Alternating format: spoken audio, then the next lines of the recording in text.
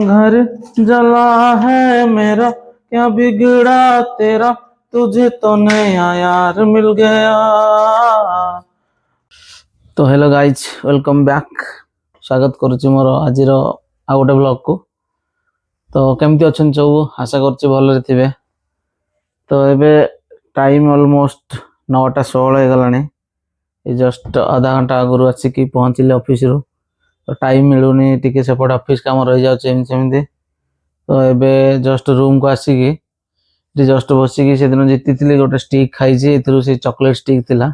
तो भोक लगे तो जाऊँ टिके गोटे चाउमिन नहीं कि आसबि। चाउमिन नहीं कि आसी जाए तापर खाई टिके देखियो आज कौन करिया कौन नहीं भाविबा। तो एबे जीवा टिके चाउमिन नापई। चाउमिन पूर्व आज भाविली टिके अंडा फ्राए टिके करदवा। तो से सब रेडी कर देकी रखी देछि। एबे सब रेडी करके रखी देछि। भावुची अंडा टाक बसई देकी जीवी। से आसला बेलू सामने नहीं कि आसला बेलू सीझ जाइए काढ़ी करवा।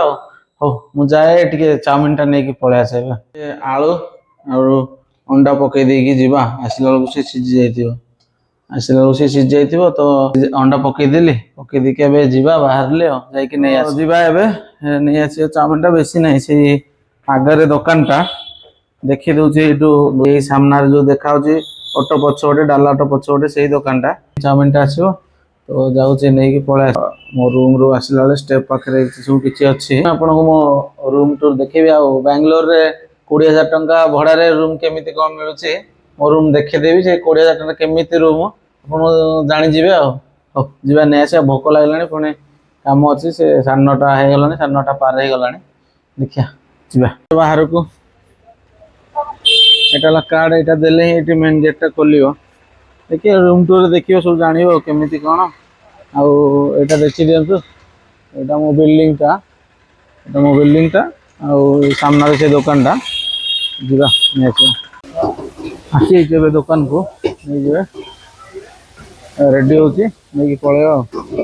रेडी करछले नहीं पळे मीन सेठी से बन्या भितर मो टे पळे आसी जे टिके पांपड़ टिके जाली पांपड़ नबा आउ ठाकुर धूप से पड़े जिन नहीं पलैबा। मो धूपकाठी आ बासन साबुन आ जाली बाम किसी नहीं आसिले। मो चाउमिन भी रेडी जाइए। तो नहीं कि रूम को पलैबा। चलतु जा चाउमिन हो गला रेडी। एबे रूम को जीवा। ये सामना बिल्डिंग टा ही यहाँ मो बिल्डिंग ये मुझे देखेबी ये मुझे ये दुकान टा मो पछपटे आगे गोटे रूम टा। तो चलतु जीवा नहीं कि पलैबा। तो ये चाउमिन नहीं कि पलैचे अंडा टा भी सीझी जाइए। तो ताको काढ़ी रखीदिए रखीदिए खाई सारा जाकि जहाँ कम कर भोक लगे अलरेडी 9:30-40 हो गला। तो देखो चाउमिन आगे खाई दिए खाई देकी रोषे स्टार्ट कर। तो अभी फिनिश हो गया। आ तो गोटे ठेला तो अभी बाजीगला ठेला पड़ जा शांति। तो ये एनर्जी आसीगला टे जा अंडा फंडा छड़े जहाँ जमी कम कर सीझा अंडा फ्राए हम। चलतु देखा केमी कौन हम। तो ये सीझी जाइए छड़ी रेडी करदे आलू छड़ीद आलू छड़ी दिया अंडा को छड़ीद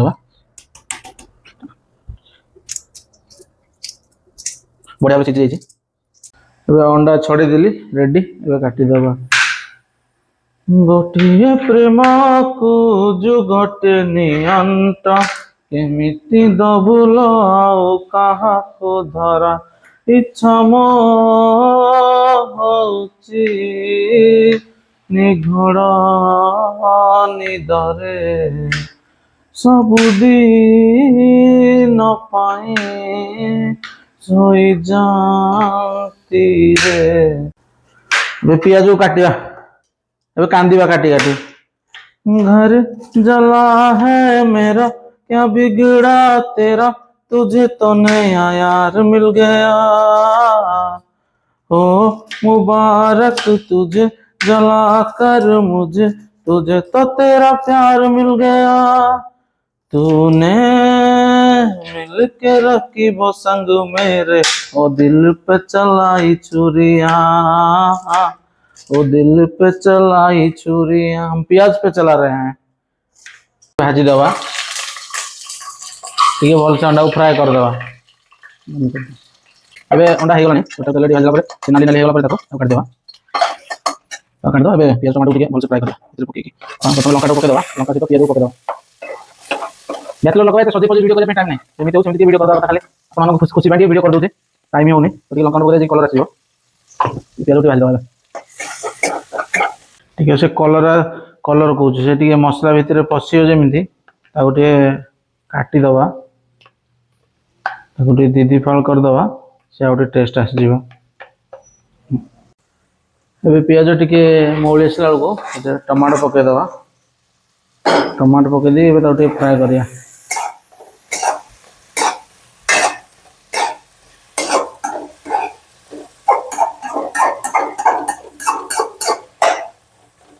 ଦେଇକି ତାକୁ ଟିକେ ଫ୍ରାଏ କରିବା, ଅଳ୍ପ ଟିକେ ଦିଆହବ, ଦେଇକି ତାକୁ ଫ୍ରାଏ କରିବା।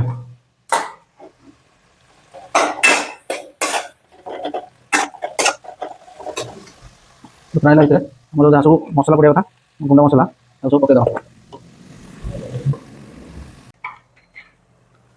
ଏବେ ସେଇଥିରେ ଆମର ଆଳୁ ସିଝା ହେଇଥିବା ଆଳୁ ପକେଇଦେବା, ତା ସହିତ କିଛି କଞ୍ଚା ରସୁଣ ପକେଇଦେବା ସେଇଥିରେ, ଗୋଟା ଗୋଟା ରସୁଣ। ତାପରେ ତାକୁ ଟିକେ ଫ୍ରାଏ କରିଦେବା। ତ ଏବେ ସେ ଟିକେ ହେଇ ଆସିଲା ବେଳକୁ ତାପରେ ସେଇଥିରେ ଆମର ଅଣ୍ଡାକୁ ପକେଇଦେବା। ଭଜା ହେଇଥିବା ଅଣ୍ଡାକୁ ପକେଇକି ତାକୁ ଟିକେ ଭଲସେ ମସଲା ସହିତ ମିଶେଇଦେବା। ତାକୁ ପକେଇ ସାରିଲା ପରେ 2 ମିନିଟ୍ ଛାଡ଼ିଦେବେ। 2 ମିନିଟ୍ ଛାଡ଼ିଲା ପରେ ତାପରେ ଟିକେ କସ୍ତୁରୀ ମେଥି ଆଉ କିଛି ଧନିଆ ପତ୍ର ପକେଇଦେବେ। ତ ଆମର ରେଡ଼ି ହେଇଗଲା ଅଣ୍ଡା ଫ୍ରାଏ, ଅଣ୍ଡା ସିଝା ଫ୍ରାଏ ଆମର ରେଡ଼ି। ଏବେ ଯିବା ଟିକେ ରେଷ୍ଟ ନେଇଯାଇକି, ଏବେ ସବୁ ଜିନିଷ ପତ୍ର ସବୁ ପଡ଼ିଛି ତାକୁ ଯୋଉଠି ଯେମିତି ଟିକେ ସଜାଡ଼ିକି ରଖି ଦେଇକି ତାପରେ ଖାଇବା ପାଇଁ ବସି ପଡ଼ିବା। ତ ଏବେ ଟିକେ କାମ କରିଦେବା, କାମ କରିସାରିଲା ପରେ ଯାଇକି ଆପଣଙ୍କ ସହିତ ଖାଇଲା ବେଳେ ଦେଖା ହେଉଛି।